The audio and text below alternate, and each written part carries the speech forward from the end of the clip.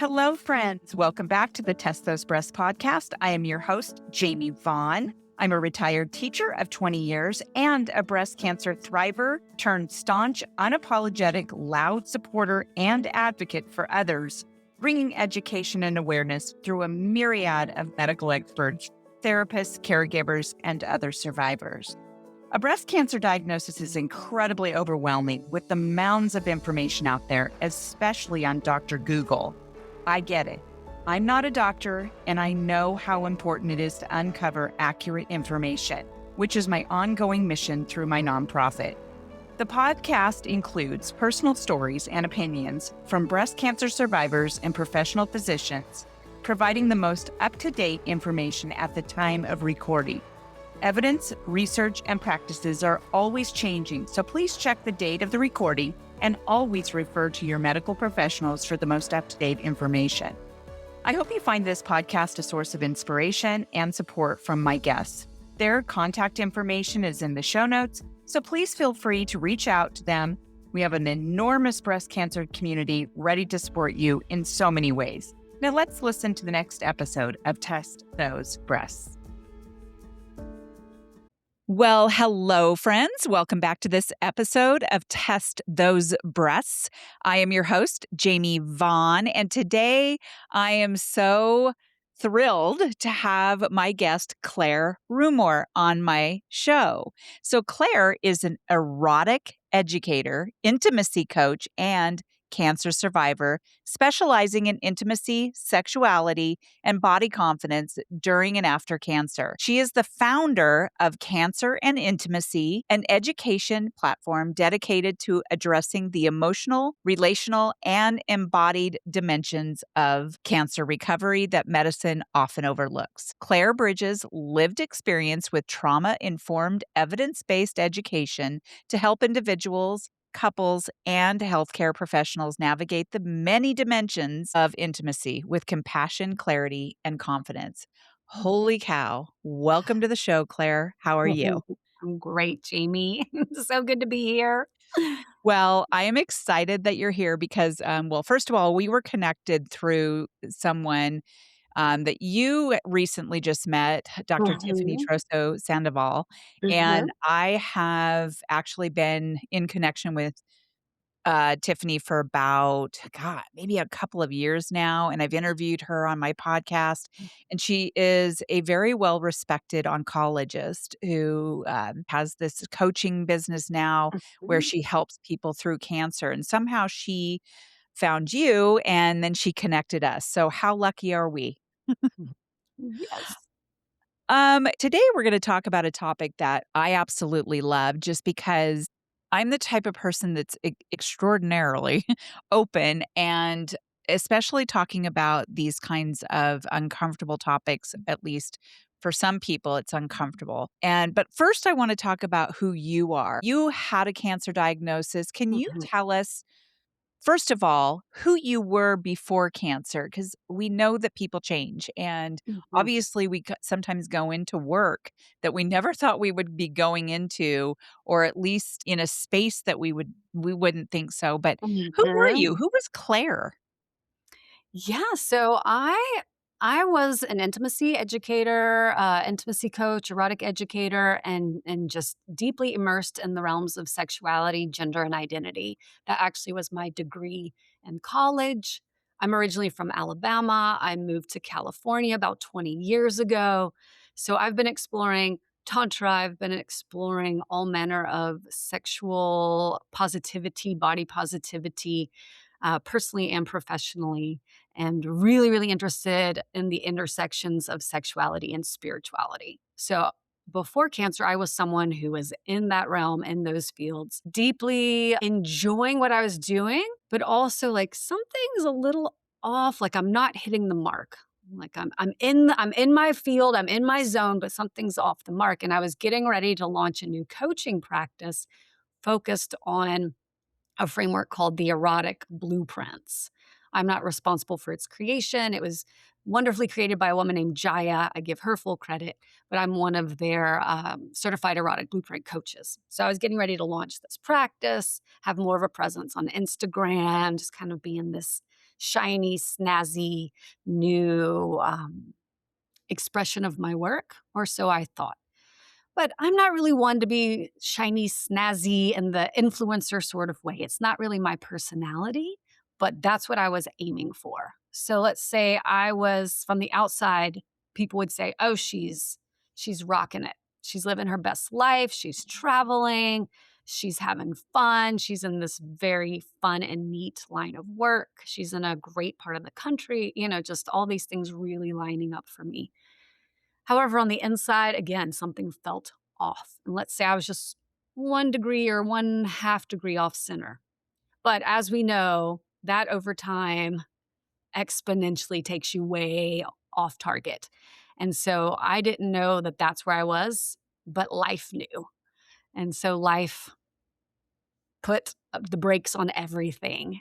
So right as I was about to launch is when the cancer diagnosis happened.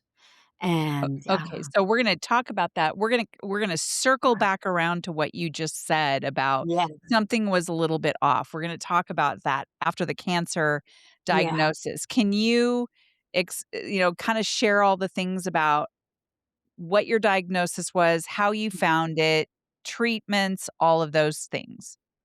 Right. So, how that started, the diagnosis, though I was not given the diagnosis at the time because it was such a bizarre, um, bizarre combination of tumors, tumor locations, my age, my gender, these types of things. So, they actually didn't ever diagnose officially or stage me at the start.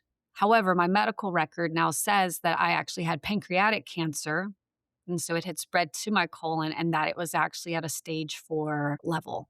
But thankfully, I did not know this at the time. So we got into treatment right away. And the way that it was caught, the way I knew I was ill, was that my vitality, my stamina, my energy kept dropping off. And there had been one morning about 3 months before the diagnosis where I was lifting a heavy water bottle, one of those 5-gallon water bottles that you put on a water crock, and I'd done it hundreds of times. But I did it a little off and tweaked my back. And so I thought, no problem, massage, chiropractic, heating, cooling, it'll work itself out, but it didn't. And the pain kept going on for weeks and weeks and weeks. And then my energy levels started dropping, my appetite started dropping. There was this pain in my back that just wouldn't go away. And then a few weeks later, a lump in my inguinal crease, right at my hip, uh, inner crease showed up. So I thought I had a hernia or something from the lifting and didn't quite know what to do. So I'd gone to my general practitioner. She said, "Well, we'll need to get an ultrasound. I can't really tell until we see some inside imaging." But the appointment wasn't available for 2 more months. So, a friend suggested as I just didn't feel better for weeks ongoing. Oh, and I was not able to sleep. That was Oh, another thing, like 2 months of not being able to sleep. So all these symptoms were oh, lining up. It was mm. miserable. So a friend suggested, "Why don't you just go to the emergency room and get checked out there?" Which I had never considered. So we did that. So they did CAT scan, blood work, all these things, at that visit, and then came back to me while I was in the waiting area and said, "We see that you have" what was it? It was, inflammation in your colon, pancreatitis, a mass in your colon, a mass on your pancreas. Basically, I'm not in good shape, and they Yeah. said, "We wanna keep you here and do some biopsies." So I was in the hospital for 4 days, they did biopsies, and then that's when they landed on that the tumors were actually malignant. And then I started treatment about 3 weeks later. So the good thing about going to the emergency room was that things were caught, I don't know if early or fast, I don't Yeah. know. Stage 4 is pretty far along, but I was put in the system right away and things were expedited, and I was matched with an oncologist immediately and then put into treatment as soon as possible. Okay, so wow, because, when we were doing our pre-interview, we were talking Mm, about how, when people get diagnosis of pancreatic cancer, that's mm, especially at stage 4, that's mm, usually a death sentence, and I mean, I tell think I me. shared with you that my great Yeah. aunt died. Mm, She was gone within 6 months. That was quite a few years ago, and I know that, treatments are a lot more advanced now, which is nice, so I'm so glad you're here. me too. So, I wanna talk about what you're doing in your survivorship and, you know, breast cancer survivors, I know for myself and for others, and I know this applies to all kinds of people, people with different kinds of cancers, but what I know is that breast cancer survivors really struggle with Mhm. intimacy, any kind of sexual pleasure. A lot of us are going through menopause, so or have Mhm. gone through menopause or it's thrown us into a menopause. Sure. And so for my story, before we get into what you're doing, I think it was maybe about a month before I was diagnosed. Mhm. And I was 54 at the time. And my husband and I have always had a really great sex life. I mean, from day one, well, maybe Mm. not the first date, but Early on, from the yes. day we started having sex, we've always Yes. had a really good sex life, and we've just loved that. We were just really into each other, and even up to, that year. And, Mhm. I remember one morning we were going to have sex, and it just knocked the wind out of me. It hurt so bad. It was I mean, it really, really shocked me. And so my husband was like, "Oh my god, I don't wanna hurt you," and all this stuff. Mhm. And, I think we kind of let it go for a little bit, and then I got the breast cancer diagnosis, went through Yeah. all those things. After I was better, I went to my gynecologist, and that's where she talked about how, vaginas shrink. Mhm. Shrink this way, they shrink this Mhm. way. And I'm like, what the heck? How do I change that? And she ended up putting me on Uvafem and the Reverie hydrolonic acid, and that all Mhm. fixed the problem. Mm. But there's more to the story because that's one thing, you know, you are okay in that realm, but then there comes other things with intimacy Mhm. and pleasure. So I want to ask you what you're doing in your survivorship, that kind of goes along with that, like just some of the common misconceptions about sex and intimacy. Tell us how you got started in helping people with cancer. Oh, wow. Yeah, this is huge. So let me come at it from as many angles as I Okay, can. there's so Yeah, much. there's so much. There's so much, and it's great stuff. So when I was going through my journey, and my journey was actually very short given the diagnosis that I ultimately had. Mine's a bit of a medical miracle story, and it's kind of a larger, maybe a whole other episode. But what ended up happening was from diagnosis to when I moved into survivorship was actually 3 months, Oh, roughly. And so it wow. was a very, very fast journey, and I couldn't tell you what I 100% attributed that to. There are so many factors that were part of that. And, the treatments I did were the more traditional colon cancer and pancreatic cancer treatments, so I was on chemo, but only for 5 sessions Okay. instead of, like, a complete round, and I was also pairing my traditional treatments with more holistic treatments, and I'm not talking so much nutrition because the situation I was in, I actually couldn't eat my otherwise healthy diet that I Right. was so accustomed to eating. It was too healthy for me given the GI issues. So I was eating white bread, white flour pasta, with mashed potatoes, all these things that I stayed away from, but it was what I could eat. Mhm. And so during that illness time, it was a very different lifestyle for me than what I was accustomed to, and I kept losing weight. So, to give you more context, at the start of my journey, I decided to end the relationship I was in right at the diagnosis because it was a long distance relationship. And I could just feel in my heart of hearts that with this partner, I was going to be the one doing the heavy lifting emotionally. And I did not have energy for that. Literally could not do it. It would kill me. And so we ended the relationship and separated. And then I was surrounded by the community I have in the Bay Area. Being here 20 years, I have a number of close friends who are all also in some sort of sexuality line of work, very sex positive, very comfortable with closeness, with deep conversations, with cuddling, with massage. And so I was getting my basic touch needs met.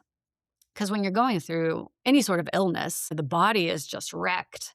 And really, it was the calming, soothing touch helped my nervous system calm, especially after treatments when, all manner of chemicals were in my body and causing symptoms or side effects.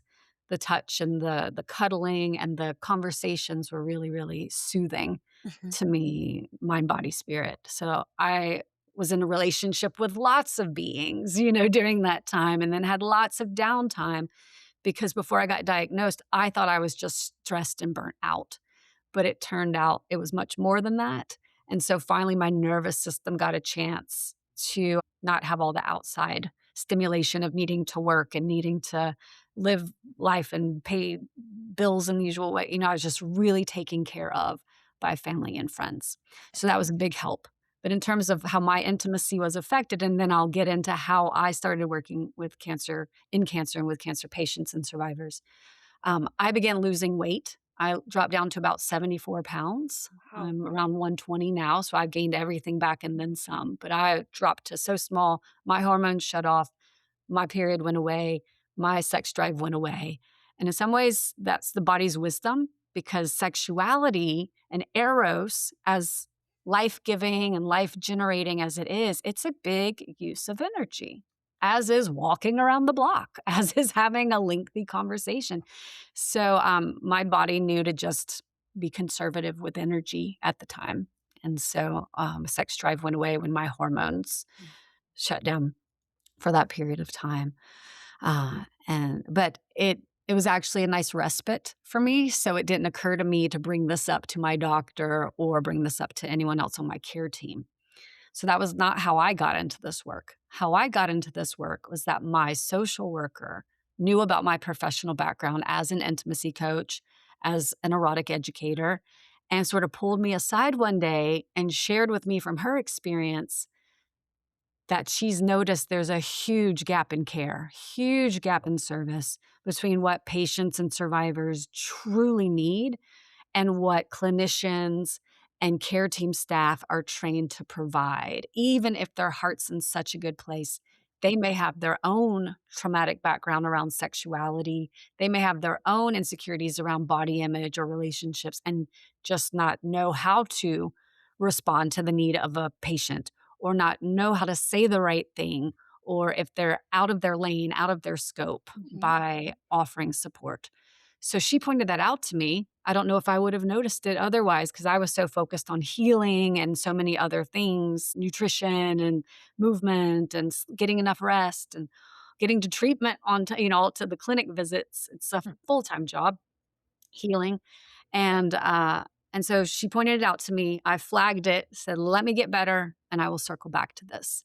So that's when once I was deep in survivorship, I circled back and began looking at that problem because it is a problem, looking Mhm. at this gap of care through the eyes of a sexologist, a sex researcher, and spent all of 2025 developing the first resource that is part of my work, which is cancerandintimacy.com, which is a number of resources around sexuality, intimacy specifically, and we'll define what that means in a moment, but body image, relationship and communication skills, and also how do you talk to your doctor. So the website is full of free and affordable guides, articles, blog posts, ebooks, e-courses, all manner of things to start the conversation.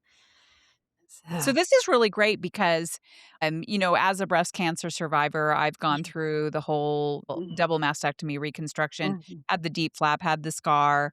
My mhm. breasts were my favorite part of my body, all the things, and that was everything to do with intimacy for Yeah. me. I mean, it was a big deal, but also I have friends, one friend in particular who had colorectal cancer, and she ultimately had to have a permanent bag.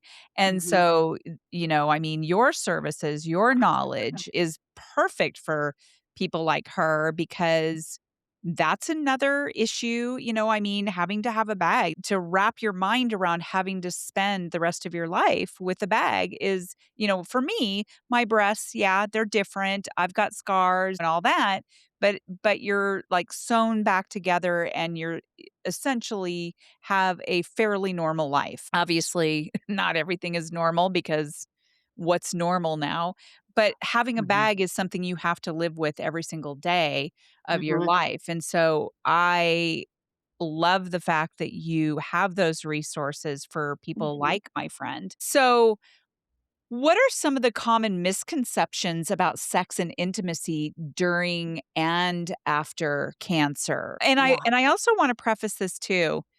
I want to circle back around how to the time when you broke it off with your Mhm. boyfriend, right? Not everyone has the forethought to do something like that. Usually, a lot of times anyway, you get the cancer diagnosis and you're like, "Oh gosh, I have this person. They are going to stay with me and everything's going to be great." Which we know that 40%, the statistics out there, at least the last statistics I've heard is 40% of relationships end up in divorce or Yeah. whatever at a cancer diagnosis. You had the forethought to say, this isn't the guy for me. I I'm gonna go through this whole thing and he's not gonna be that person. Mhm. That I mean, and if you don't have a good, foundation in a relationship as it is, that's gonna really have a lot of stress. I mean, my husband and I had a good foundation. Yeah. We've gone through all kinds of stuff together, therapy, all the things, and, we've gone rounds, like, we're very fiery. We're also very attracted to each other, but Mhm. we had a good foundation. Mhm. And we even struggled. Oh, yeah. And so it makes sense that if people don't have a good foundation, that that's gonna be hard. You also had this person living in another Right, place, another right? state. Yeah, Right, exactly. right. Mhm. So, okay, so let's come back to this sex and intimacy. There are misconceptions when it comes to sex and intimacy during and after cancer. Help us Mhm. help us weed through all of that. Totally, and one thing I do wanna say about the partner piece is that's why it felt so important to me to include partners in the resources and in the conversation about Yeah. cancer and intimacy, because being a caregiver and being a lover can feel mismatched and irreconcilable. And they don't have to be, but wow, what a tender space to navigate. So, this is all part of the larger conversation, especially around sex, intimacy, cancer, and the myths around these. I will say, as a sexologist, as an intimacy educator, I feel that there are myths around sexuality and intimacy in the larger cultural context in general without illness being a part of that. We're just all really poorly resourced and poorly educated about sexuality and intimacy, largely due to the conditioning we all receive as young people. And my conditioning was heavily influenced by being raised Catholic and being raised in the southern part of the United States. So we all have our different influences, for better or for worse, and we all have our own stuff to work through: sexuality, intimacy, body image, regardless of if we ever have an illness in our life or we're ever caretaking someone who's going through an illness and partnered with them. So, some of the myths that come to me right away are that intimacy and sex need to be put off the table because A, you should just be happy to be alive, and that intimacy and sex are luxuries, and that aren't you happy enough with the fact that you're still here? So that's a myth. The other myth, and this one's more applicable to the cultural zeitgeist, is that the myth is that sex and intimacy mean penetrative intercourse, Mhm. body parts entering into other body parts, and that's what sex and intimacy are. And that if those aren't available for whatever reason, then I am no longer a sexual person. Intimacy no longer has a place in my life. As a partner, I have to no longer have a sex life because my partner's not available for some kind of penetrative Mhm. activity. So let's just lay that aside. Penetrative activities of sexuality are such a tiny little part of the vast spectrum of a lifetime of limitless pleasure and possibility in the context of our eros, of our intimacy, our ability to be close.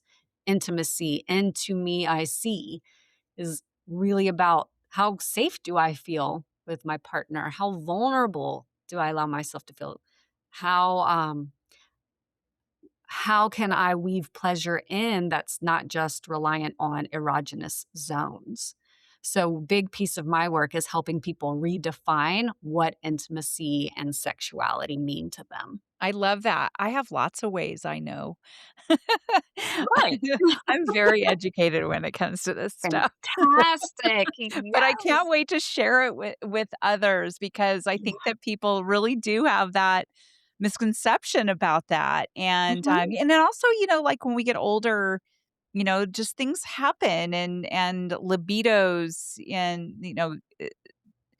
things happen. Things change. And then it's like, "Oh, well, she doesn't have sex with me or he doesn't have sex with me Mm. anymore." That means that, they don't love me or whatever, and that's just, like, literally not necessarily true. Yeah. Sometimes it's true, but I mean, A large but time part of the time, it's not true. all right, friends, we're going to pause right here because this conversation with Claire was just too important to rush. In the next episode, we're going to dive deeper into what intimacy actually looks like after cancer, including body changes, menopause, libido shifts, and how couples can reconnect in ways many people never even think about. Claire also shares powerful insights about pleasure, communication, and how survivors can reclaim intimacy in their own way. So make sure you come back to part 2 of this conversation with Claire Rumore. You won't want to miss it.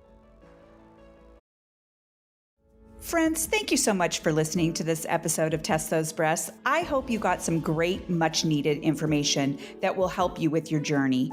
As always, I am open to guests to add value to my show, and I'm also open to being a guest on other podcasts where I can add value. So please reach out if you'd like to collaborate. My contact information is in the show notes. And as a reminder, rating, reviewing, and sharing this podcast will truly help build a bigger audience all over the world. I thank you for your efforts. I look forward to sharing my next episode of Test Those Breasts.